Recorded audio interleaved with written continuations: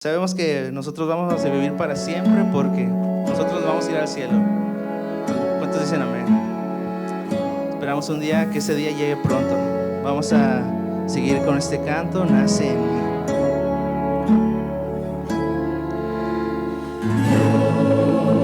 Dios, yo te pido en oración, nace en mí, dame salvación. Si tienes alguna petición, pues, estás más que bienvenido de pasar al frente. Dios, yo te pido en oración, nace en mí, dame salvación. Nace en mí, nace en mí,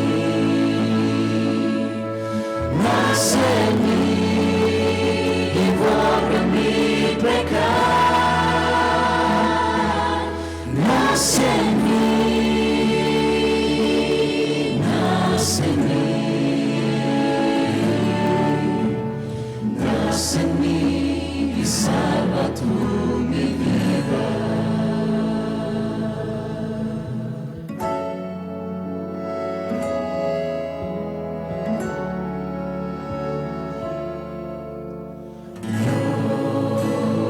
Yo te pido en oración, nace en mí, dame salvación. Dios, yo te pido en oración, nace en mí, dame salvación. Nace en mí, nace en mí, nace en mí y borra mi pecado. Nace en mí, nace en mí, nace en mí y salva tú mi vida. Nace en mí, nace en mí, nace en mí y borra mi pecado. Nace en mí, nace en mí, nace en mí y salva tú mi vida. Nace en mí y salva tú mi vida. Nace en mí y salva tú mi vida.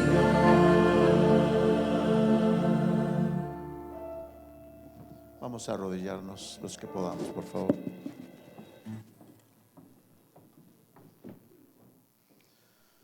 Padre amoroso, venimos aquí, Señor, delante de tu presencia, no con nuestros méritos, no por nuestras obras, no por nuestra inteligencia, no por nuestras fuerzas, porque, Padre, delante de ti todo eso es como una hoja seca, porque todas nuestras justicias son como trapos de inmundicia delante de ti. Estamos de rodillas delante de ti, Señor, no para proclamarnos a nosotros mismos, sino para proclamar que tu Hijo amado Jesús, cuando estuvo aquí en la tierra, nos dijo que lo que pidiéramos en su nombre, Él nos lo daría.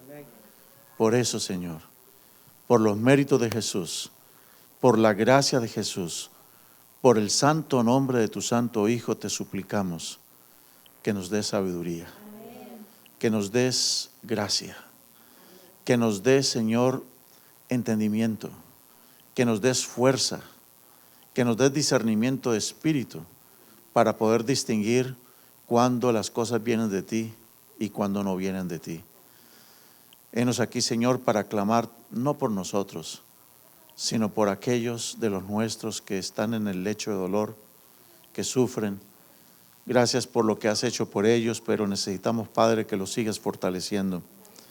En esta hora nos acordamos bien de nuestra hermana Filomena, para que ella se pueda seguir restableciendo, para que tú puedas hacer en ella lo que los médicos de pronto puedan decir que no pueden hacer. Pero tú sí lo puedes hacer, Señor. Nada es imposible para ti. Pero sabemos que las cosas ocurrirán solo cuando va a ser para la gloria de tu santo nombre, para la gloria de tu santo Hijo, de tu Santo Espíritu, y para que los que están alrededor, no solamente nuestra hermana, sino de todos los que están enfermos, puedan reconocer que hay en ti poder y que puedan convertirse.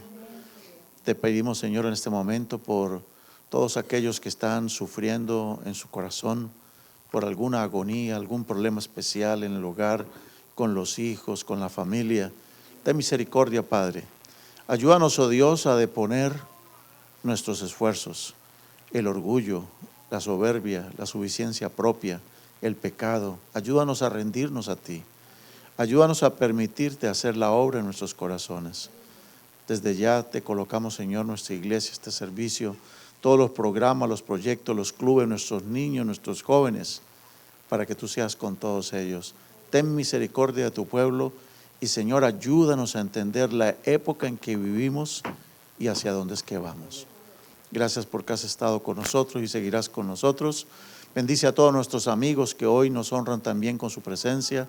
Concédele las peticiones del corazón y danos la dicha de estar con ellos y con todos los que no pudieron venir hoy, pero que están en algún lugar honrándote también, que todos ellos puedan estar con nosotros en la gran reunión de santos en el reino de los cielos. Te rogamos por nuestros hijos que se han apartado de ti, Señor, para que tengan misericordia de ellos y para que ellos vuelvan a ti, Señor, para que esa semilla que se sembró en sus corazones nunca se pierda. Y como decía el canto, que esa semilla nazca en nosotros. Gracias, Padre, porque nos oyes. Gracias por tu misericordia, en el nombre de Jesús. Amén, Señor. Amén y amén. Nosotros somos un pueblo muy afortunado, somos un pueblo bastante feliz y en este momento pues vamos a ver, Dios dice la Escritura, y si colocan la presentación se lo agradezco, Dios dice en su sagrada palabra de que Él no va a hacer nada sin que se lo revele a quién, sin que se lo revele a sus siervos los profetas. Dios no va a hacer nada. ¿Qué quiere decir que Dios no va a hacer nada? Dios no hará nada sin revelarlo a los profetas. ¿Qué quiere decir eso? ¿Qué quiere decir? Cualquier plan que Dios tenga se lo va a hacer saber a quién, a sus profetas. Dios no hará nada sin que se lo revele a sus siervos los profetas. Si nosotros recordamos, el Señor hizo una tremenda promesa. Él dijo en Amós 3:7, ahí está la cita, Él dijo: nada hace el Señor el Eterno sin revelar su secreto. Sin revelar su secreto a sus siervos los profetas. Dios siempre ha tenido profetas para los grandes eventos. Nunca ha hecho Dios algo sin que mande un profeta primero, porque Dios no quiere que ninguno se pierda simplemente. Ahora, ¿por qué escoge Dios estos profetas? Porque son los más inteligentes, porque son los más sabios, porque son los más ricos, los más prestantes. ¿Por qué escoge Dios a los profetas? En el caso de Noé dice que Noé halló gracia delante de Dios. De modo que este profeta halló gracia delante de Dios y Dios le dice: mira, Noé, yo te estoy llamando con una tarea específica. ¿Ustedes se acuerdan cuántos años predicó Noé? 120 años predicó Noé. A ver, ¿alguien me quiere decir cuál fue el tema de Noé? Del diluvio. ¿Y qué predicaba exactamente el diluvio? Mientras él predicaba, fue haciendo una tremenda arca en medio allá de esas colinas y todo eso. ¿Qué predicaba exactamente Noé? ¿Qué predicaba? Que se arrepintieran. ¿Por qué razón?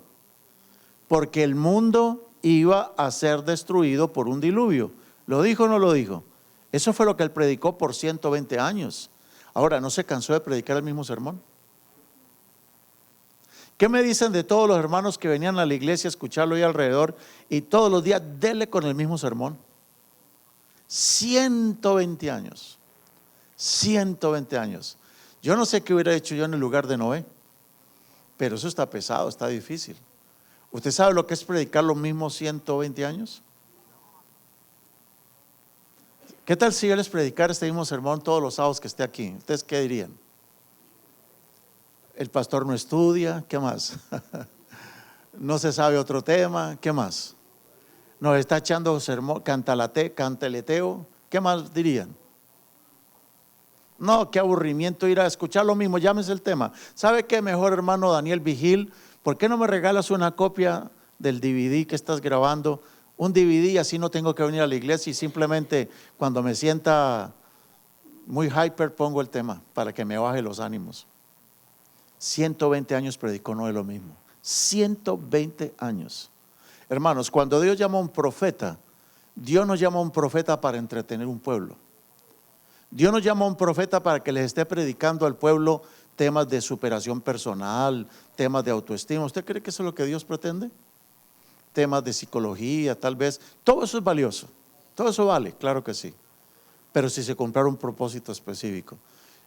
Noé 120 años predicó. Miren, el mundo va a ser destruido. ¿Por qué? Por sus pecados, por su rebeldía, por su idolatría, por su intemperancia, porque ustedes degeneraron todas las cosas de Dios, se apartaron de Dios. Arrepiéntanse y el que entre dentro de esa arca podrá ser salvo. Ese fue el tema de él, 120 años. Dios siempre llama a un profeta cuando va a ocurrir algo muy grande. Este fue el caso, por ejemplo, también de Jonás. Jonás, ¿cómo dice el cantito? No le hizo caso a la palabra de Dios. A ver, ¿cómo es que lo canta Bella? ¿Cómo es?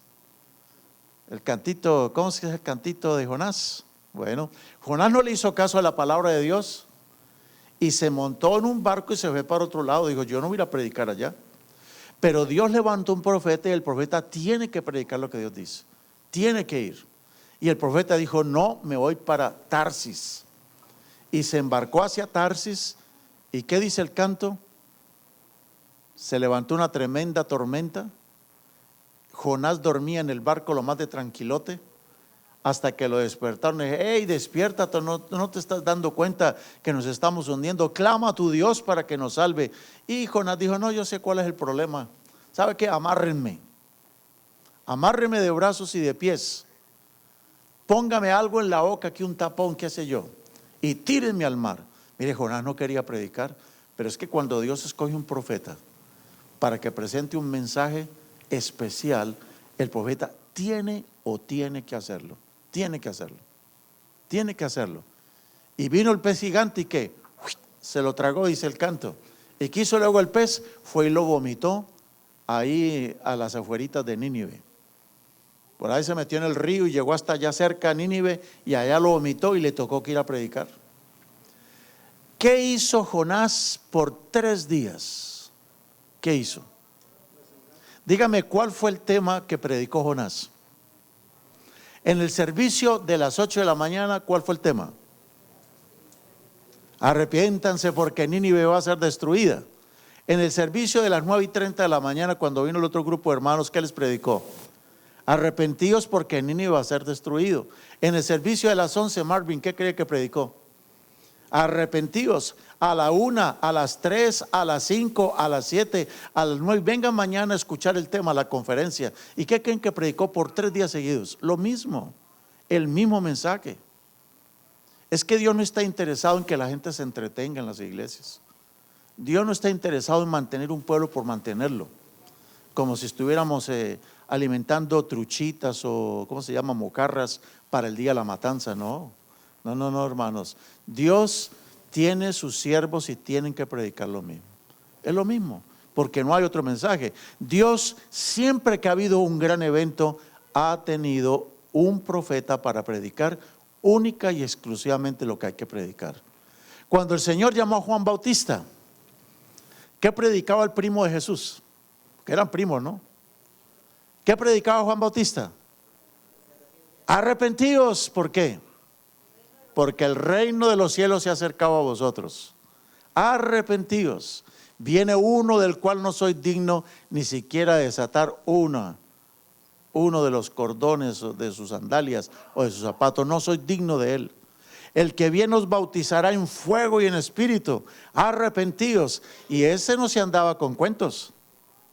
Él cuando se paraba en esa piedra a orilla del río, que era lo que predicaba la gente, veía a la gente que se iban acercando, venían los soldados, venían los fariseos, la gente venía a bautizarse y él les decía: víboras, serpientes, anacondas, ¿quién les enseñó a escapar de la ira que viene? Eso es lo que predicaba el Juan Bautista.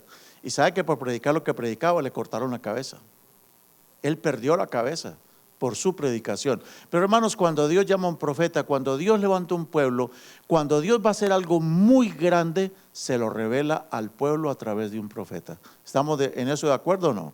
Claro que sí, hermanos. Pues bien, hermanos, yo quiero decirles que Dios siempre tendrá un profeta para los grandes eventos. En el libro de Apocalipsis están todas las revelaciones de lo que va a pasar en los últimos días. Y aunque a Juan lo mandaron todo por allá desterrado a una isla prisión, allá en la isla prisión, Dios le reveló a Juan todo lo que habría de pasar. A propósito les digo, hermanos, en este momento en la radio estamos a punto de terminar ya el estudio del libro de Apocalipsis. Llevamos en este momento, este lunes va a ser el tema número 90.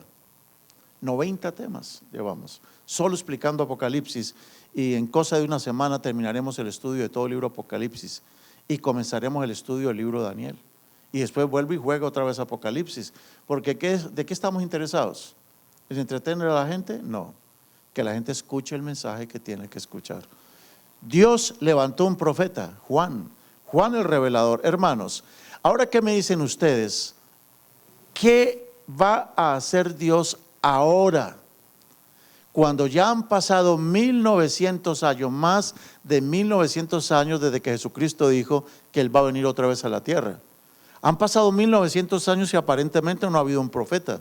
Pero ¿será que Dios sí se ha levantado un profeta o no? ¿Será que Dios tiene un profeta para estos días? ¿Cuál debería ser el mensaje que nosotros deberíamos estar predicando estos días? Hace 25 años yo lo he contado aquí, en otros lados, por donde quiera que yo voy. Hace 30 años ya casi descubrí este mensaje y no me canso de predicarlo. Y puedo parecer disco rayado, pero no me interesa, porque es el mensaje que hay que predicar. Miren, hermanos, nosotros, ustedes y yo sabemos que estamos viviendo en la época más importante de la historia. Y vamos a repasar un poquito. Por ejemplo, ¿quién me quisiera decir cuándo comenzó el sexto sello del Apocalipsis? ¿Cuándo comenzó el sexto sello del Apocalipsis? Nosotros deberíamos saber eso. ¿Deberíamos saberlo o no? Claro que sí, nosotros deberíamos saberlo. Hermanos, el sexto sello del Apocalipsis comenzó el 1 de noviembre de 1755. ¿Lo sabíamos? Bueno, tomemos nota, hermanos. El sexto sello del Apocalipsis comienza el 1 de noviembre de 1755, cuando ocurrió el terrible, famoso, conocido terremoto de Lisboa. Un terremoto que se sintió en toda la tierra, cuyos efectos se notaron hasta Sudamérica. Estamos viviendo en el tiempo del sexto sello, ya comenzó el 1 de noviembre de 1755. Ahora, 20 años después de 1755, se cumple una tremenda profecía. Surge la bestia de la tierra, 20 años nada más después. En el año de 1775 surge los Estados Unidos como una nación poderosa.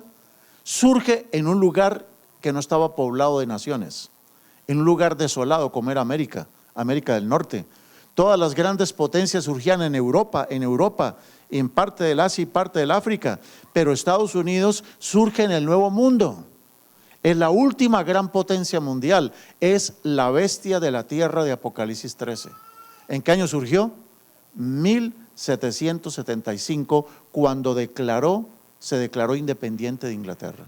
En 1776 se firmó la Declaración de Independencia. Pueden poner 1776 si quiere. O 1783, cuando Inglaterra reconoce la independencia de los Estados Unidos. Hermanos, esto nosotros necesitamos saberlo.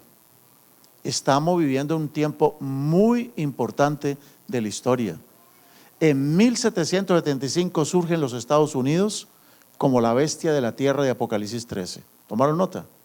Ahora, hermanos, No solamente pasó eso, 5 años después del surgimiento de la bestia de la tierra, se cumple la segunda señal del sexto sello del Apocalipsis. El sol se oscureció. Un 19 de mayo de 1780. Eso pasó. Cuando eso no existía ni un solo adventista todavía en la tierra. La iglesia adventista no existía todavía. No existía, no tenía por qué aparecer la iglesia. Hermanos, pero no solamente en 1780 pasó eso. Mire lo que pasó 18 años más tarde. En 1798 se cumple la profecía de los 1260 días. ¿Qué es eso de los 1260 días? La escritura dice que el cuerno pequeño o el anticristo o la bestia del mar dominaría el mundo por 1260 años. Su dominio comenzó en el año 538 y terminó en 1798, cuando el general francés Berthier puso preso al Papa, lo sacó del Vaticano, y en ese año el papado perdió todo su poder temporal en la tierra. Nunca más el papado ha tenido poder militar, político como el que tenía antes. Perdió su poder temporal. ¿Eso pasó en qué año? 1798. Hermanos, miren ustedes, en solo 43 años, una persona de 50 años ha visto 4 tremendos cumplimientos proféticos. 4. ¿Creen ustedes que la gente en ese tiempo empezó a creer mucho en lo que decía la Biblia o no? A ver qué pasa. ¿Sí creen? ¿Sí creemos? Sí, hermanos, cosas tremendas estaban pasando. Cosas muy tremendas estaban pasando. Ahora, no solamente pasó eso en 1798, la caída del papado, o lo que en Apocalipsis 13 se llama la herida mortal. Léalo en Apocalipsis 13 del 1 al 11. Ahí habla de lo que pasó al final de los 1260 días proféticos. La bestia del mar, el papado, sufre una herida, pero ojo, sufrió la herida en 1798, pero podemos decir que la historia del cristianismo moderno se partió en 2, o la historia del catolicismo romano. Catolicismo romano, se partió en 2. Antes de 1798, el papado le metía miedo al mundo. La gente temblaba con el papado. Los reyes de la tierra temblaban. Él podía hacer lo que quisiera. Él decía, vayan a tal lugar y libérenme la Tierra Santa, y todos los reyes de Europa con sus ejércitos iban a liberar la Tierra Santa, porque él daba las órdenes. Y los reyes lo que anhelaban era que el Papa los coronara, porque si eran coronados por el Papa, las naciones lo iban a respetar a los reyes. Tenían mucho poder. Pero después de 1798, ese papado que metía miedo en el mundo cambió, porque dice Apocalipsis 13:3 que después de eso toda la tierra se maravillará en pos de la bestia. O sea, lo que va a causar es ¿qué? Maravilla ahora, asombro, admiración. La gente, la tierra toda estará cautivada por el papado. Se asombrarán, estarán maravillados, ya no le tienen más miedo. ¿Lo estamos viendo hoy en día o no? ¿Estamos viendo eso hoy en día o no? ¿Hoy le tienen miedo al papado? No. ¿Hoy qué? Están admirados. Todas las naciones se admiran con el papado, porque está escrito, toda la tierra se va a maravillar. Bueno, en 1798 pasó eso. Mire lo que pasa en 1833, 35 años después. Una persona de 80 años vio 5 señales. ¿Qué cae en 1833? Como decía por ahí, en la fecha más importante del año, un 13 de noviembre. 13 de noviembre de 1833, hermanos, caen las estrellas. La más espectacular lluvia de meteoritos entrando a la tierra, tan fuerte que toda la tierra se iluminó. Desde las 12 de la noche hasta el amanecer, todo se veía como si fuera el mediodía, bien clarito. A las 12 de la noche se encendieron todas las luces, se veía todo, se podía leer la Biblia o un libro a la 1 de la mañana, lo podían leer clarito, afuera, en la calle. Eso pasó el 13 de noviembre de 1833.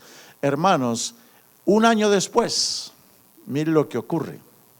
Se acaba la Inquisición oficialmente en todo el mundo. En 1834 es el fin de la tribulación de la cual habló Cristo Jesús, porque el Señor dijo de que los iban a perseguir, de que los iban a matar y que incluso llegaría el día en que los matarían en el nombre de Dios.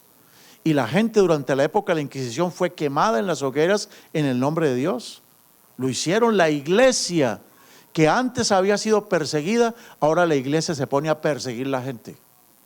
Y Roma papal organiza la Inquisición desde el siglo XII hasta el 1834. Más de 1 millón de personas murieron durante ese tiempo por causa de la persecución religiosa. Además de que quemaron brujas también. Además de que quemaron judíos y musulmanes, mataron. Fue terrible la Inquisición. La iglesia que había fundado Cristo, la iglesia de los apóstoles, la iglesia de los humildes pescadores, ahora se convirtió en la iglesia del emperador, la iglesia del Estado, la iglesia poderosa, la iglesia rica, que ahora perseguía y quemaba a los que se le oponían. Eso terminó en 1834, cuando una de las reinas de España, Isabel III, creo, la reina Isabel II, suprimió la Inquisición en España, dijo no más. Y España era el último lugar donde se acabó, donde funcionaba la Inquisición, y termina. ¿En qué año? 1834. Dígame, ¿será que esa época ha sido la época más importante bíblicamente hablando de la historia o no? ¿Será la época más importante de la historia de la humanidad o no? ¿Por qué es la época más importante? ¿Por el cumplimiento de qué? De tantas profecías y señales dadas por Cristo. Cristo un día le preguntaron a los discípulos: Señor, danos una señal, ¿de qué señales hay de tu venida? Y Él les dijo estas señales. Le habló del gran terremoto, de la oscuridad del sol, la caída de las estrellas, les habló del fin de la tribulación. Lo que Cristo dijo se cumplió exactamente, hermanos. Exactamente se cumplió. Y para acabar de completar, imagínense, hermanos, como quien dice, la cereza encima del pastel. 1844 termina la profecía de los 2300 días, la profecía más larga de toda la historia. No hay otra profecía en tiempo después de esta. Es la última profecía en cuanto a tiempo. ¿Qué pasa en el año de 1844? Se cumple Daniel 8:14, donde dice que el santuario celestial será purificado. Dios comenzó la purificación del santuario celestial. En otras palabras, comenzó la obra del juicio final. Ya estamos en el tiempo del juicio. El juicio comenzó con los muertos. Hermanos, esto es demasiada información, ¿no les parece? Esto es demasiado. Estamos aquí en media hora, metiendo aquí en media hora lo que se ha dicho como en 3-4 meses. Demasiada información. ¿Y esta información para quién la da Dios? ¿Ustedes creen que esta información es para superación personal? ¿Es para autoestima? ¿Es para vivir más tiempo aquí en la tierra, cómodos y tranquilos? ¿O por qué Dios da esta información? ¿Por qué Dios le revela esto a sus siervos los profetas? ¿Por qué se lo revela? ¿Qué es lo que viene, hermanos? El más grande de todos los eventos que han habido desde la fundación del mundo hasta el día de hoy. ¿Cuál es el evento? ¿Cuál es el evento? La segunda venida de Cristo. ¿No creen que es el más importante de todos los eventos o no? Él viene por segunda vez. 7 señales se han cumplido. ¿Y nosotros qué? ¿Y qué de nosotros? ¿Qué estamos haciendo nosotros? Hermanos, el demonio no se quedó atrás. El demonio no se quedó atrás. Y ya lo hemos estudiado muchas veces en este lugar. Pero el demonio, en esa época en que todo esto se está cumpliendo, levantó 3 ranas. Dice la Biblia en Apocalipsis 16, hablando del 6º sello, de la 6ª plaga del Apocalipsis, que de la boca del dragón, la bestia y el falso profeta salen 3 espíritus inmundos a manera de ranas. Dice, son espíritus de demonios que se van por toda la tierra para tratar de engañar a la gente. ¿Cuáles son esos 3 espíritus de demonios? Bueno, voy a hacer una aplicación teológica. Son 3 espíritus o 3 mensajeros que van a tratar de que la gente se aparte de Dios, que no crea en la Biblia, que no crea en lo que Dios dice, que no crean en las señales del 6º sello. O sea, son 3 mensajeros que a la Biblia van a echar por el piso, para que la gente, si mira la Biblia y dice, no, eso es puro cuento, para que la gente no crea en la Biblia. Si todas las anteriores señales que estamos viendo, si estas señales se cumplen hasta 1844, ahora repasemos: el terremoto, 1755, el surgimiento de la bestia de la tierra, Apocalipsis 13 de 1775, la oscuridad del sol, 1780, la profecía de los 1260 días, o sea, la caída del papado en 1798, la caída de las estrellas en 1833, el fin de la gran tribulación, o sea, de la Inquisición en 1834, la purificación del santuario a partir de 1844. ¿Qué creen que el diablo va a hacer? Miren las fechas, pues lo hemos estudiado. El demonio levanta 3 espíritus inmundos en la tierra, y el primer espíritu inmundo o mensajero inmundo que levantó en la tierra para irse por toda la tierra para contaminar a todo el mundo fue el ateísmo. El ateísmo surge en 1792. ¿Se dan cuenta de lo parecidas las fechas? En 1792 se levanta el ateísmo en sus formas del racionalismo, el materialismo, el comunismo, el humanismo y todos aquellos ismos que nos están separando de Dios. Eso lo levanta a partir de 1792, cuando estalla la Revolución Francesa. La Revolución Francesa fue la protesta del pueblo contra la iglesia. No quisieron saber más ni de la iglesia, ni de los reyes, ni de Dios tampoco. Entonces instauran el ateísmo en la tierra. Unos años después surgió Carlos Marx. En 1843, Carlos Marx dijo que la religión era como la marihuana del pueblo, y se propuso destruir a Dios. Carlos Marx y todos los comunistas y materialistas. Pues hermanos, no solamente el diablo levanta el ateísmo en 1792, sino que envía una segunda rana a este mundo, y esa segunda rana es el espiritismo. El espiritismo resurge, ¿en qué año? 1848. ¿Por qué resurge? Porque hasta 1834 quemaban a las brujas. Las brujas fueron quemadas durante toda la Inquisición. No solamente a los cristianos, a las brujas también. Nadie se atrevía a hablar de brujería ni de espiritismo. Pero en 1848 resurge el espiritismo, y hoy en día, ¿qué es lo que estamos viendo en el mundo? Hoy vemos a las brujas como si fueran último modelo, muy bonitas en la televisión por todas partes, dando el horóscopo, diciendo lo que va a pasar. Andan en sus carros BMW, ya no tienen bola de cristal, sino iPad y todas esas cosas. Las brujas hoy en día, hermanos, se preparan en las universidades. Incluso ustedes pueden sacar créditos en las universidades, pero ya no se llama brujería ni hechicería, ahora se llama parapsicología. Parapsicología. Y están los artistas famosos con la cientología o con la nueva era. Espiritismo. Ahora, pero es el espiritismo al estilo Hollywood. Un espiritismo bien elegante, hermanos. Y el demonio dijo: yo no me quedo callado tampoco. Y mire la fecha, en 1859 levanta una teoría que no existía. Se llama el evolucionismo, con Charles Darwin. A partir de entonces, países como los Estados Unidos, la bestia de la tierra, donde había libertad de culto y todo eso, ahora este país que fue fundado por puros protestantes, que eran perseguidos en Europa en la Inquisición, ahora en las escuelas públicas, si una maestra llega a hablar del creacionismo, la echan de la escuela. Hoy en día, si una maestra usa la Biblia o un juez pone las tablas de la ley en un edificio público, lo sacan del cargo. Si un coach, como pasó un coach de fútbol americano, se arrodilla para orar antes de un partido, lo corren. Porque este país se alejó también de Dios. Ahora se da por sentado de que el mundo viene por la evolución o por una gran explosión. ¿Qué hizo el demonio? En la mejor época de la historia de la humanidad, cuando 7 señales de Dios se han cumplido, levanta 3 espíritus inmundos para confundir al mundo. Hoy, ¿cómo anda la gente? Atea, espiritista y evolucionista. ¿No les parece que estamos llenos de eso? Ateísmo, espiritismo y evolucionismo. Y mis hermanos, Dios tiene un profeta para grandes eventos. ¿Ustedes creen que Dios se quedó callado? No. El mundo está a punto de acabarse. Dios necesita mandar, como en el tiempo de Juan Bautista, así como mandó a Juan Bautista para preparar el camino de Jesús. Ahora el Señor manda otro profeta para preparar el camino para la segunda venida de Jesús. Si este es el evento más importante, Dios tiene que levantar profeta o no. Claro que sí. Y como dice la Biblia, Dios no hará nada sin que se lo revele a sus siervos los profetas. Por eso es que en Apocalipsis 10:11 dice, es necesario que profetices otra vez. ¿A quiénes?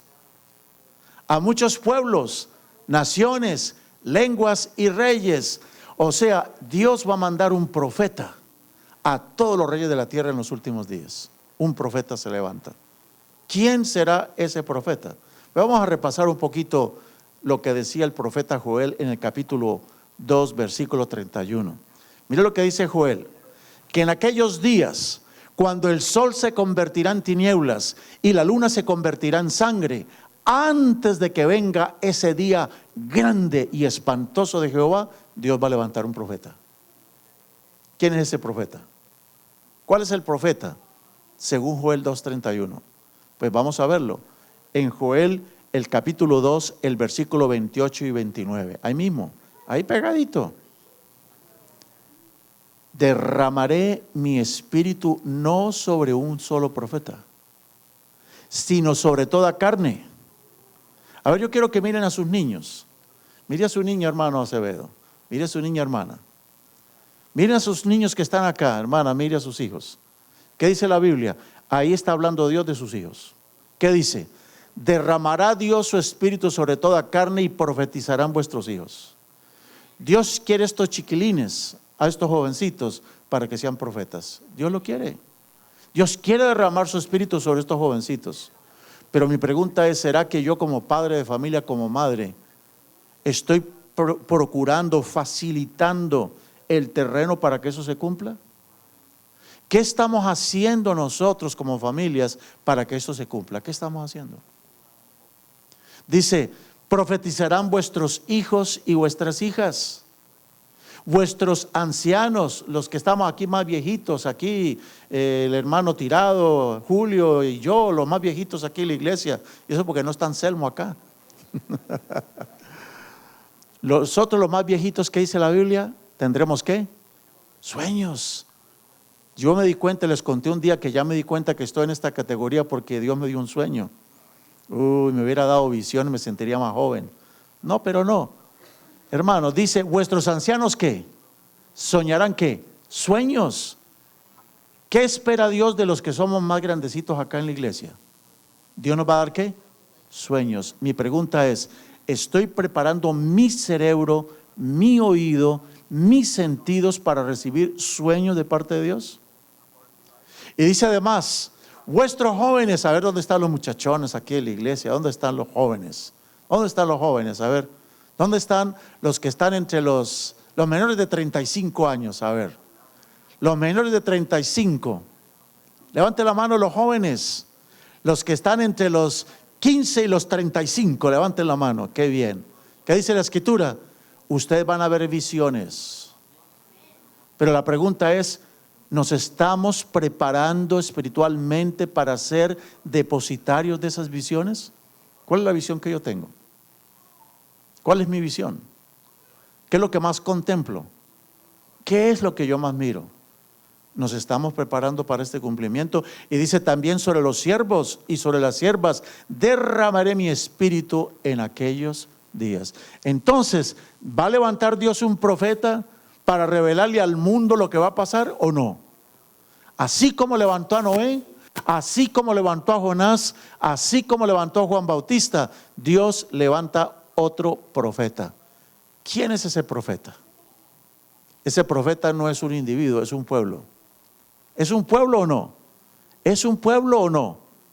Sí, porque está hablando hijos, hijas, ancianos, jóvenes, no está hablando de un solo profeta. Está hablando de muchos, muchos, muchos. Entonces, en los últimos días Dios levanta un profeta formado por un pueblo, no por un solo individuo. Ya no es uno solo. Vamos a decir a nosotros los más grandes aquí, nos callan la boca, hermano Eusebio, nos mandan a callar. Entonces los jóvenes ¿qué? Hablan. ¿Y dónde vamos a estar? ¿Por todas partes regados o no? A uno nos ponen presos y nos callan y nos meten en una prisión por predicar este mensaje, y los niños comienzan a predicar en otros lugares. No demorar sino meter a Julio a la cárcel, o meter al hermano Eusebio a la cárcel, o a Melesio, y hermanos, están los hijos ya predicando también. ¿Creen ustedes que eso va a pasar en los últimos días? Eso tiene que pasar porque la gran promesa del Señor, Dios levantó fue un pueblo. Y mis hermanos, quiero decirles de que este pueblo surgió ¿en qué época? Repasemos los eventos. 1755 el terremoto, 1775 surge la bestia de la tierra, 1780 la oscuridad del sol, 1798 la profecía de los 1260 días, 1833 la caída de las estrellas, 1834 el fin de la gran tribulación, 1844 la profecía de los 2300 días. Y mis hermanos, en 1844 Dios levanta un pueblo que se llama el Elías de los últimos días. Mire lo que dice Malaquías 4:5: yo os envío al profeta Elías antes que venga el gran y terrible día de Jehová. ¿Noten cómo llama Malaquías a ese día? Lo llama el día ¿qué? Grande y terrible. ¿Qué había dicho Joel? Que antes del día grande y terrible derramaría su espíritu. Están hablando del mismo evento. O sea que el profeta Elías de los últimos días es un pueblo, hermanos. Miren ustedes, les quiero compartir esta declaración que aparece en Consejos sobre Régimen Alimenticio.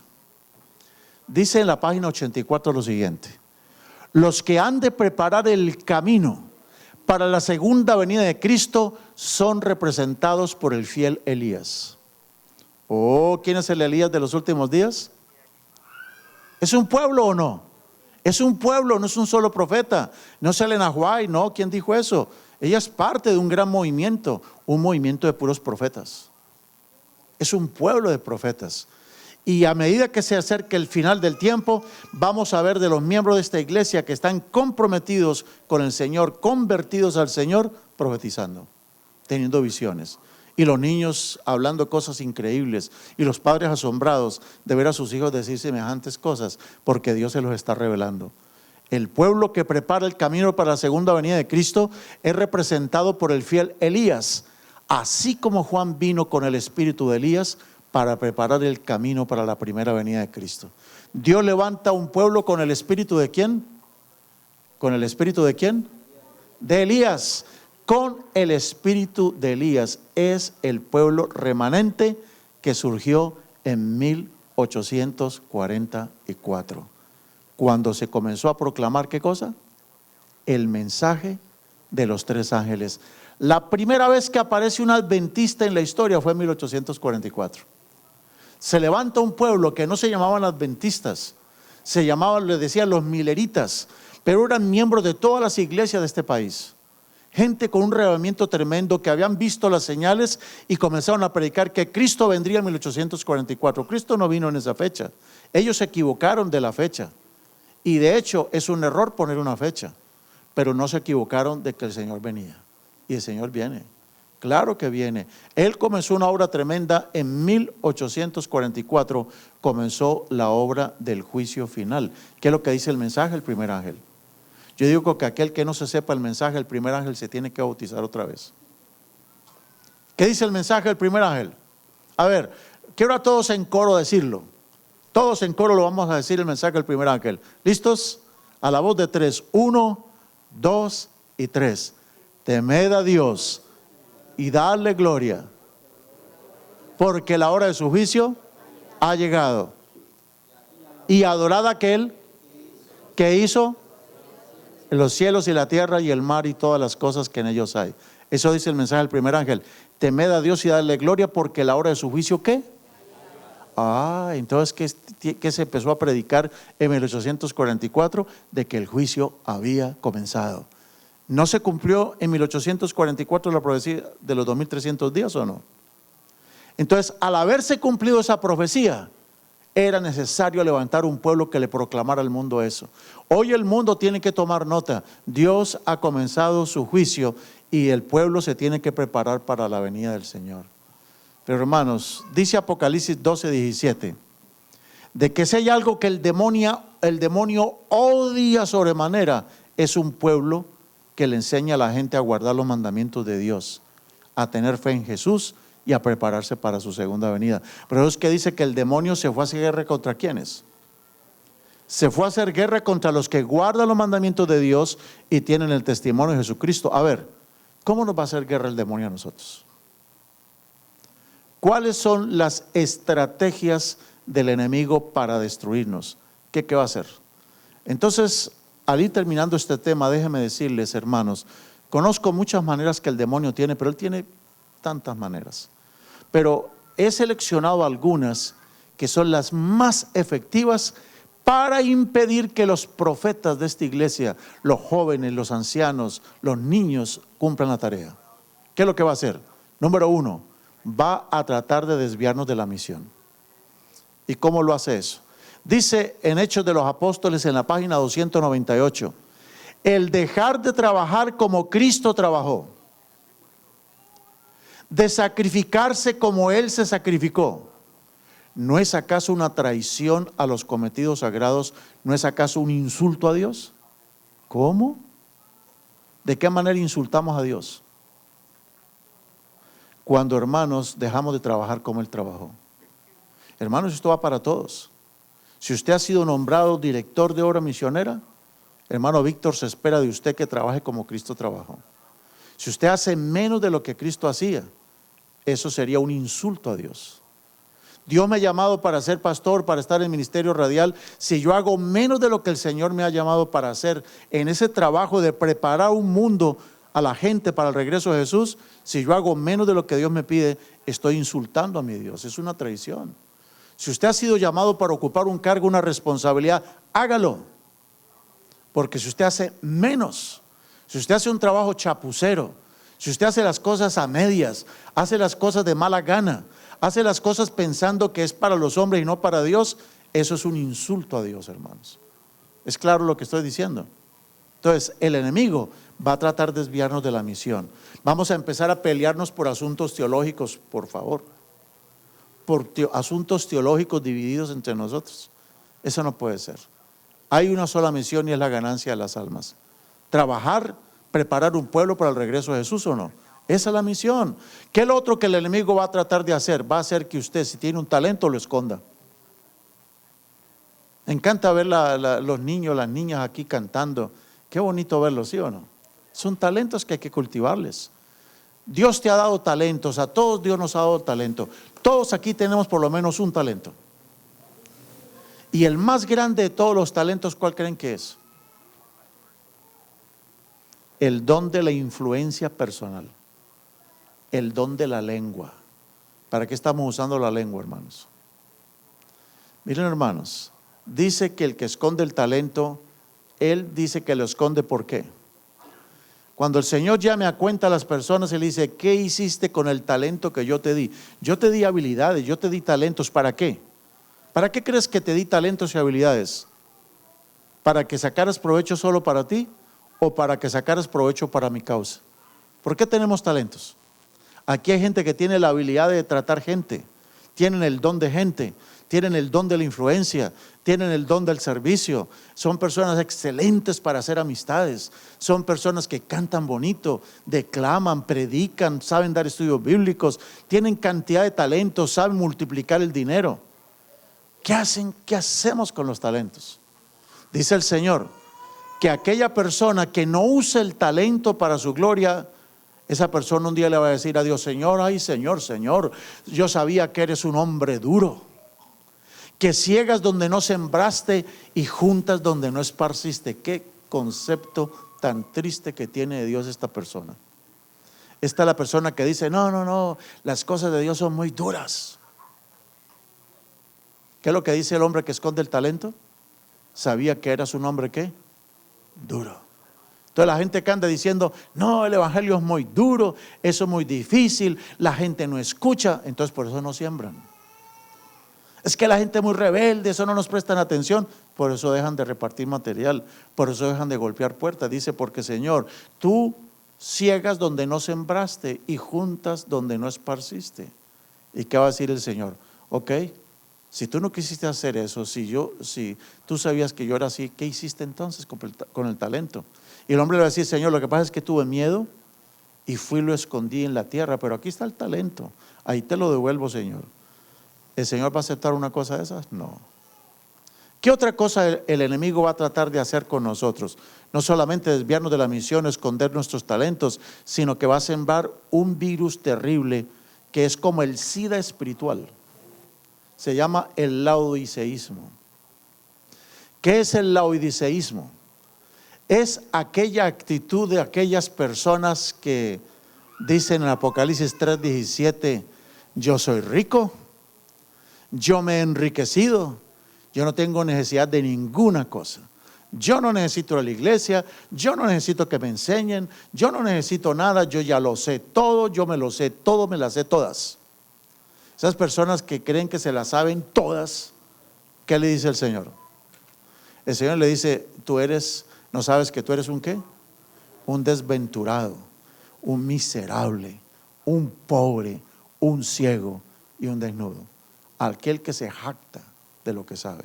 A mí nadie me tiene por qué enseñar, a mí nadie me tiene por qué corregir, nadie me tiene que decir nada. Esas personas jactanciosas, el Señor les dice eso, pero sobre todo en el asunto del Evangelio. ¿Qué otra cosa intentará hacer el enemigo con nosotros? Nos va a meter el pesimismo en el corazón. ¿Quiénes son los que están cayendo bajo el pesimismo? Son los que dicen Mateo 24:48, son aquellos siervos malos que dicen en su corazón, ay no, eso para la venida del Señor, eso falta mucho, mucho. Mi Señor se tarda en venir. Y como creen que el Señor se tarda en venir, comienzan a herir a las personas, a herir a los consiervos, a comer y a beber con los borrachos, dice el Señor. Empiezan a llevar vidas miserables de vicio, de maltrato y de pecado porque piensan que el Señor se demora en venir. A los que no logra atraparlos entonces con el pesimismo, los atrapa el demonio con otra cosa que se llama el camino de Caín. El cainismo. Eso se llama también el canibalismo. ¿Qué es el cainismo? Un día le pregunta a Dios, ¿dónde está tu hermano? ¿Y qué dijo Caín? ¿Y acaso es que yo soy guarda de mi hermano? ¿Por qué me preguntas a mí? ¿Yo qué tengo que ver con esa persona? Yo no soy guarda de mi hermano. ¿Cuándo una persona dice igual? ¿Cuándo yo estoy siguiendo el camino de Caín? Cuando yo soy la persona que me dedico a chismear de los demás. Cuando yo comienzo a acusar a los demás. Cuando yo comienzo a sojuzgar a los demás. Cuando yo soy indolente con las personas, el dolor ajeno. Veo que la persona tiene una necesidad, yo soy indolente. Cuando yo discrimino a la gente, estoy cometiendo el pecado de Caín. Nosotros no podemos hacer así, hermanos. No podemos ser así y pretender estar en el reino de los cielos. Entonces, cuando el enemigo no nos ataca con el camino de Caín, entonces siembra su última arma favorita, la división. La división. ¿Qué dice las Sagradas Escrituras? ¿Qué dice las Sagradas Escrituras? Toda ciudad o casa dividida contra sí misma, ¿qué? No puede subsistir. Entonces, si aquí estamos divididos entre los salvadoreños y los colombianos, ya perdieron los salvadoreños, hermanos. ¿Sí? No. Si estamos divididos en grupitos, en rosquitas, en montoncitos por aquí y por allá, hermanos, la iglesia no podrá subsistir. No podrá subsistir. Tenemos que luchar para que exista la unidad en la iglesia. Unidad en el propósito, unidad en el servicio, unidad en el amor. Pues bien, hermanos, si el enemigo no siembra la división, entonces con lo último ahora sí fue el remate. El remate es la escasez de aceite en cada corazón. ¿Se acuerdan ustedes la famosa parábola de las 10 vírgenes? ¿Cuál fue el problema de las insensatas? ¿Que no tenían lámpara? Sí tenían lámpara. ¿Que no eran vírgenes? Sí eran vírgenes. ¿Que no esperaban al Señor? Claro que sí esperaban al Señor. ¿Que no estaban vestidas para la ocasión? Claro que estaban vestidas para la ocasión. ¿Que no tenían aceite? Claro que sí tenían, pero no tenían suficiente. Ahí estuvo el problema. No tenían aceite extra. Si yo como miembro de iglesia solo me contento con estudiar la lección, con llegar aquí el sábado, de pronto venir a la sociedad de jóvenes, tal vez venir el miércoles. Eso es aceite, está bien, pero es que se requiere un aceite extra. Es mucho más que asistir a la iglesia, es mucho más que todo eso. ¿Cuál es ese aceite extra que las vírgenes deben tener? Voy a concluir con esta declaración. Hay muchos que no permanecen a los pies de Jesús para aprender de Él. No conocen sus caminos, no están preparados para su venida. La espera del Señor es que fingida. No han velado ni orado con esa fe que obra por el amor y purifica el alma. Han vivido una vida descuidada.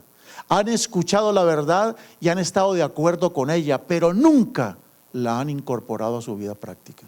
Triste, ¿no? Triste. El aceite de la gracia no ha alimentado sus lámparas, ni están preparadas para entrar en las cenas de la boda del Cordero. Es en la matutina Maranata, el Señor viene, en la página 55. Y sigue diciendo allá esa matutina Maranata, el Señor viene, lo siguiente: no seáis como las vírgenes insensatas, que dan por sentado las promesas del Señor y que les pertenecen, mientras no siguen la intimidad con el Señor Jesucristo, las intimaciones de Cristo. Si alguno quiere venir en pos de mí, ¿qué dice el Señor? Niéguese a sí mismo, tome la cruz y sígame. Mateo 16, versículo 24. El Señor le dice a la iglesia: yo tengo contra ti un detalle. ¿Que has dejado qué cosa? Hermanos, preguntémonos, ¿será que seguimos con el mismo amor cuando aceptamos el Evangelio? Dice el Señor: yo tengo contra ti, ¿que has dejado qué? Has dejado tu primer amor. Recuerda de dónde has caído. Arrepiéntete. Haz las primeras obras. Haz las primeras obras, pues si no, vendré pronto a ti y quitaré tu candelero de su lugar. Yo tengo que decir, hermano, lo siguiente. Tengo que decirlo.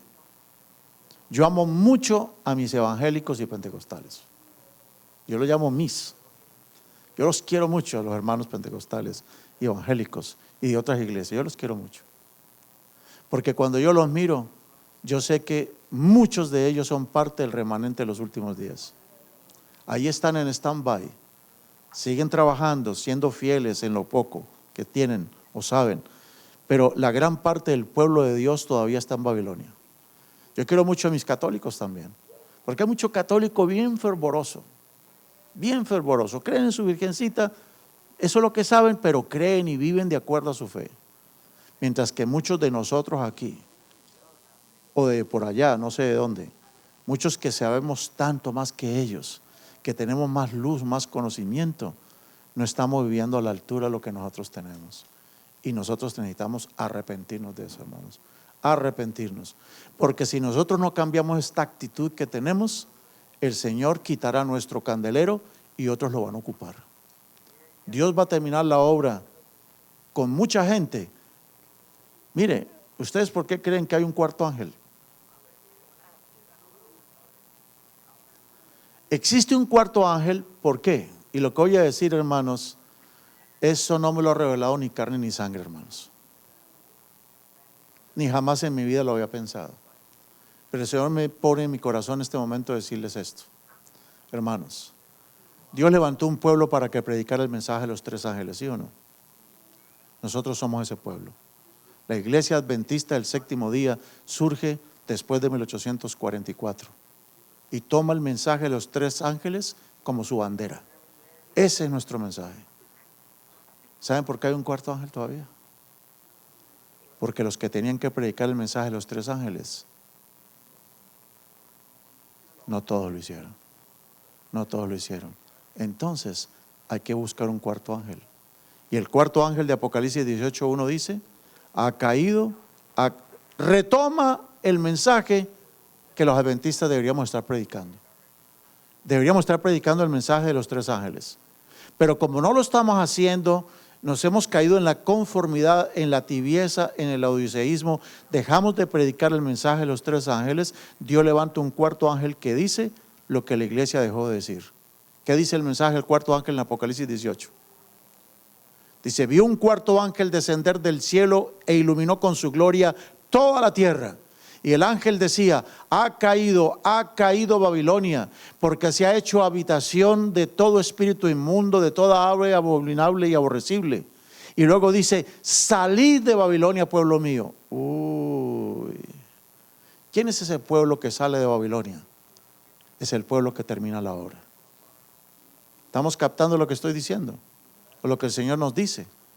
Los que están predicando el mensaje de los 3 ángeles, si no cumplen con su tarea, al final Dios saca gran parte de la gente de Babilonia para que termine la tarea que el pueblo remanente de Dios no ha terminado en estos días. Entonces, el llamado del Señor en esta hora es: hermanos, arrepintámonos, cambiemos nuestra actitud, revisemos cuáles son nuestras prioridades, a qué nos estamos dedicando más.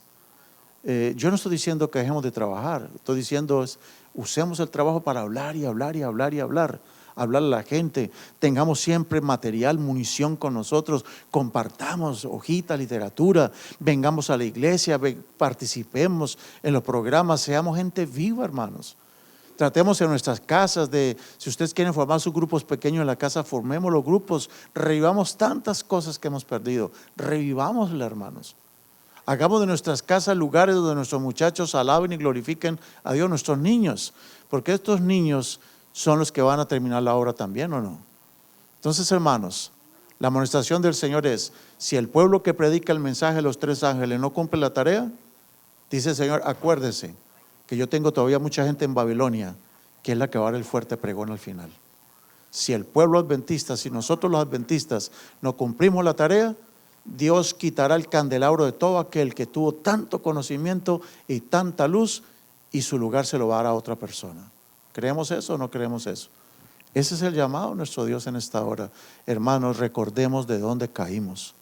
Hagamos las primeras obras y aceptemos la invitación del Señor. Y Él dice en Apocalipsis 3:19: yo reprendo y yo le jalo las orejas ¿a quiénes? A todos los que amo. El Señor ama profundamente esta iglesia. Esta iglesia es la niña de sus ojos. Esta la iglesia es el pueblo escogido de Dios. Es el remanente del Señor. Es el escenario de su gracia. Pero si los que estamos en este pueblo estamos dedicados a otra cosa y a hacernos cosas entre nosotros que no es lo que Dios quiere, Dios va a remover el candelabro. Dios tiene mucho pueblo que aún no ha entrado, pero los tiene en stand-by allí.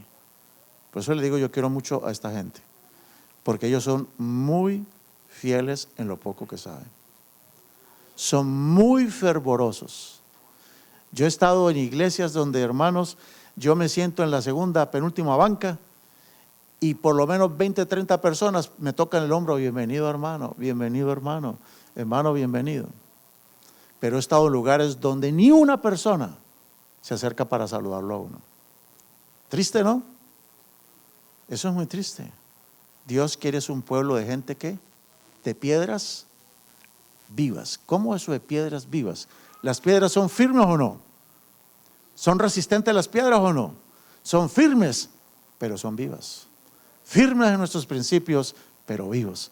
Yo quiero preguntar en esta hora: ¿cuántos quisiéramos decirle al Señor: Señor, ten misericordia de mí, perdóname, ayúdame, Padre, a ser fiel a ti, Señor, a creer en ti y servirte a ti? Y hoy te digo, Señor, yo en mi casa definitivamente te seguiremos sirviendo. ¿Cuántos queremos decirle eso al Señor poniéndose de pie? ¿Cuántos queremos decirle eso al Señor? Dios tenga misericordia de su pueblo, hermanos. Oremos. Padre, te agradecemos ahora porque nos has dado esta dicha, esta oportunidad de estudiar tu palabra. Somos el Elías de los últimos días. Este es tu pueblo de profetas, de visionarios, de soñadores. Es el pueblo de los niños profetas. Es el pueblo de los jóvenes visionarios. Es el pueblo de los ancianos soñadores. Señor, no permitas que el enemigo nos desvíe de la misión. Que no nos dividamos más entre nosotros. Que nos unamos como un pueblo. Que, Señor, le demos al reino de Dios el primer lugar y todo lo demás venga por añadidura. Señor, tú estás a punto de regresar a la tierra y nosotros necesitamos con más fervor retomar la lámpara, con suficiente aceite, decir a la gente: Cristo viene, porque 1000 años para el Señor son como un día, son como el día que ayer pasó. Ayúdanos como pueblo, Señor, a cumplir con la tarea.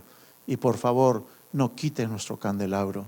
Ayúdanos a mantenerlo encendido y danos el aceite de tu gracia, el aceite de tu Espíritu para continuar haciendo la obra y para terminarla. Lo pedimos en el nombre de Jesús. Amén. Así como estamos de pie, vamos a cantar el himno final. Vamos a cantar, hermanos, el himno número 382. Aparte del mundo, Señor, me consagro. Himno 382, 300, a solas al huerto. Había puesto otro número, no. Vamos a cantar, está bien. A solas al huerto, necesitamos más intimidad con Dios para poder hacer la obra que estamos haciendo. Porque dice la sierva del Señor que los que han perdido la intimidad con Dios les falta aceite. Vamos a cantar.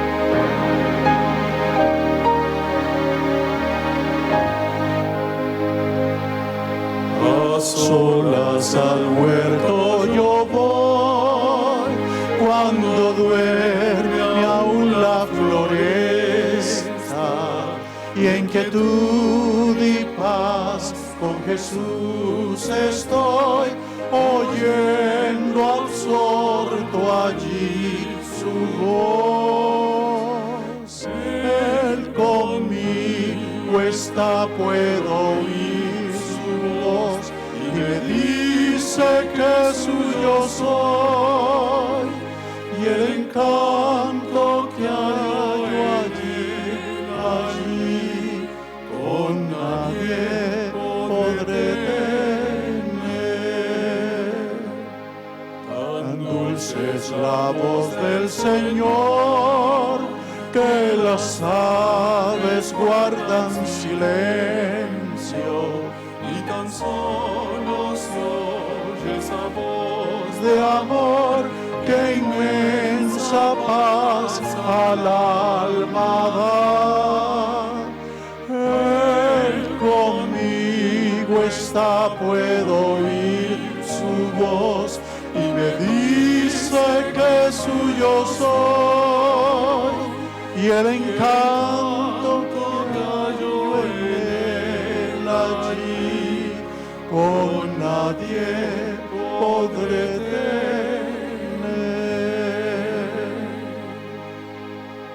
Con él encantado yo estoy, aunque en torno lleguen las sombras, más me ordena ir y escuchar yo voy su voz doquier la pena esté. Él conmigo está, puedo oír su voz, y me dice que suyo soy, y el encanto que hallo en él allí, con nadie podré tener.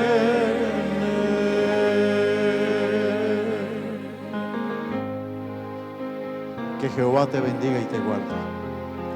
Que Jehová haga resplandecer su rostro en ti. Que Jehová alce así tu rostro y ponga en ti paz. Amén. Amén. Siéntese, por favor.